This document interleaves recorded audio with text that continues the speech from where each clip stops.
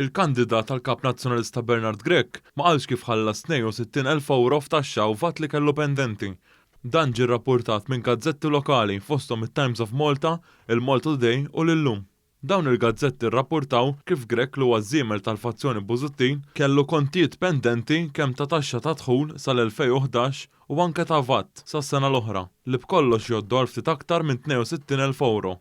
Dawn it-tliet gazzetti tal-ħadd semmew kif Bernard Grech ġie notifikat mill-qorti darbtejn fl-2006 u fl-2012. Fl-ewwel notifika fl-2006, Grech ġie notifikat li fid-disajnijiet trid jgħaddi aktar minn 2,600 euro f'taxxa ta' dħul. Filwaqt li fl-2012 ġie notifikat li warid iħallas aktar minn 33,000 euro lid-Dipartiment tat-Taxxa.